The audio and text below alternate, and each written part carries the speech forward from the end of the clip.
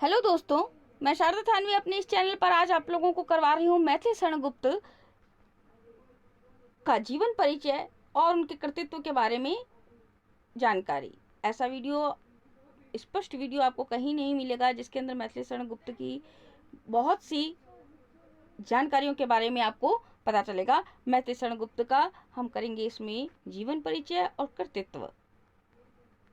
आप लोगों को जैसे पता है कि मेरा ये जो चैनल है वो है हिंदी साहित्य से संबंधित। हिंदी साहित्य के साथ साथ में आप लोगों को यहाँ पर बोर्ड क्लासों से संबंधित, बोर्ड क्लास जिसमें 12th क्लास जो मेन है उसके अंदर आप लोगों को कला वर्ग से संबंधित पॉलिटिकल, होम साइंस, ड्राइंग के वीडियो भी मिलेंगे। और छठी से लेकर के आप लोगों को 12वीं तक के एनसीईआरटी, सीबीएसई, आरबीएसई संबंधित हिंदी के वीडियो सभी के सारे पाठ्यक्रम से संबंधित सभी वीडियो मिलेंगे। तो ज़्यादा से ज़्यादा चैनल को सब्सक्राइब कीजिए, ज़्यादा से ज़्यादा वीडियो शेयर कीजिए। अच्छा लगे तो प्लीज़ कमेंट भी कीजिए, अच्छा ना लगे तब भी कमेंट कीजिए और वीडियो पूरा देखिए। देखिए, हम प्रारंभ करते हैं मैथिली शरण गुप्त का जीवन परिचय और इनका कृतित्व। तो दोस्तों, हम प्रारंभ करते हैं मैथिली शरण गुप्त का परिचय, उनकी कृतियां। देखिए, मैथिली शरण गुप्त का जन्म हुआ 1886 में और इनका निधन हुआ 1964 ईस्वी में। द्विवेदी युग के सर्वश्रेष्ठ कवि माने जाते हैं मैथिली शरण गुप्त। वे राष्ट्रीय काव्य धारा के कवियों में विशिष्ट स्थान के अधिकारी हैं। गुप्त जी को राष्ट्रीय कवि भी कहा जाता है। आचार्य महावीर प्रसाद द्विवेदी की प्रेरणा से साकेत जैसे महाकाव्य की रचना करने वाले गुप्त जी पहले वैश्यपकारक में अपनी रचनाएं छपवाते थे। कहाँ छपवाते थे? वैश्यपकारक में अपनी रचनाएं छपवाते थे। इनके जो गुरु माने जाते हैं, जो साहित्यिक गुरु माने जाते हैं, वो आचार्य महावीर प्रसाद द्विवेदी माने जाते हैं। किंतु सरस्वती में अपनी रचना को प्रकाशित कराने की तीव्र आकांक्षा उनके हृदय में थी। यानी कि वो उसमें अपनी रचनाएं पहले वैश्यपकारक में रचनाएं छपाते थे, लेकिन उनकी आकांक्षा थी, उनकी हार्दिक इच्छा थी कि वो सरस्वती में अपनी रचना को प्रकाशित करवावें। सरस्वती मासिक पत्रिका थी। फिर उन्होंने रसिकेंद्र उपनाम से ब्रज भाषा में लिखी कविता सरस्वती के लिए भेजी। रसिकेंद्र नाम से कौन से जाने जाते हैं साहित्यकार? तो इनका उपनाम था रसिकेंद्र। रसिकेंद्र नाम से इन्होंने रचना लिखी अपनी, और वो भी किसमें लिखी? ब्रज भाषा में, और उसको सरस्वती के लिए छपवा करके भेजा। तो अंदर से जब क्वेश्चन पूछा जाता है साहित्य में, तो अब रसिकेंद्र नाम से किस कवि को जाना जाता है? तो ये आता है यहाँ पर मैथिली शरण गुप्त को जाना जाता है। किंतु उनकी वह कविता सरस्वती में नहीं छपी और द्विवेदी जी ने उन्हें पत्र लिखकर सूचित किया कि सरस्वती में हम बोलचाल की भाषा में लिखी गई कविताएं ही छापते हैं, क्योंकि ब्रज भाषा में लिखी गई थी इसलिए उन्होंने नहीं छापी। अब तथा यह भी लिखा कि रसिकेंद्र बनने का जमाना अब गया। यानी कि महावीर प्रसाद द्विवेदी ने उन्होंने कहा कि रसिकेंद्र नाम से नहीं लिखना, रसिकेंद्र बनने का जमाना अब गया।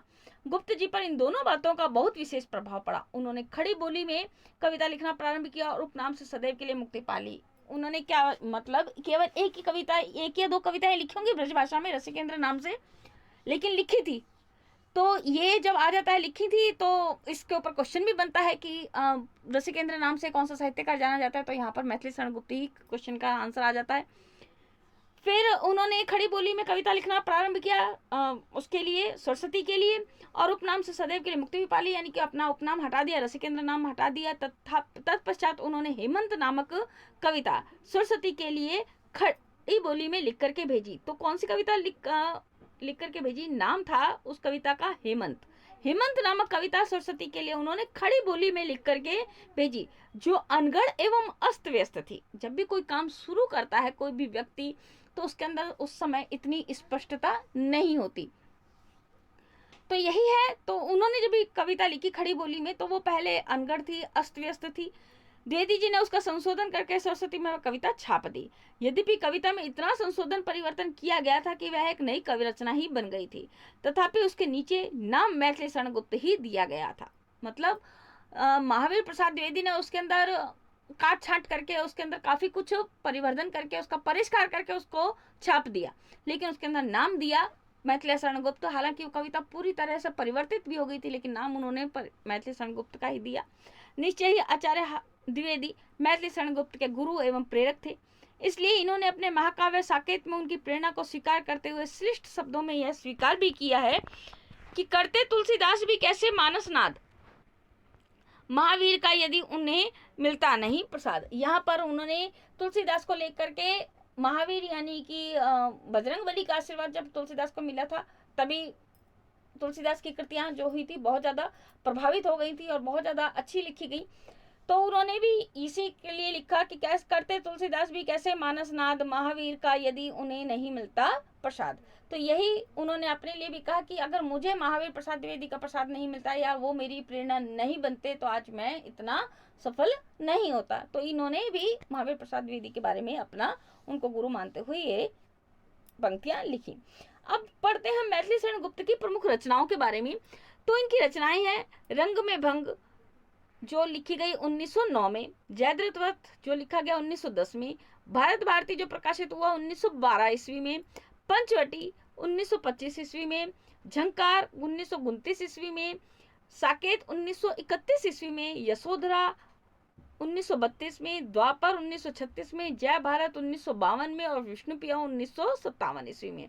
इनमें इनकी जो बहुत ज़्यादा जिनसे इनको प्रसिद्धि मिली वो है भारत भारती, जयद्रथ, साकेत, यशोधरा ये और विष्णुप्रिया। ये ऐसी रचनाएं हैं जिन्होंने गुप्त जी को एक राष्ट्र कवि के रूप में स्थापित किया। इसके अतिरिक्त गुप्त जी ने प्लासी का युद्ध, मेघनाद वध, व्रत संहार नामक अनुदित काव्य भी रचे हैं। तो आज के वीडियो में मैंने आप लोगों को बताया है गुप्त जी के जीवन परिचय के बारे में, इनके कृतित्व के बारे में। कैसा लगा आपको वीडियो? अगर अच्छा लगे तो प्लीज लाइक, कमेंट और शेयर करना ना भूलें। चैनल को भी सब्सक्राइब करना ना भूलें। Thanks for watching my video.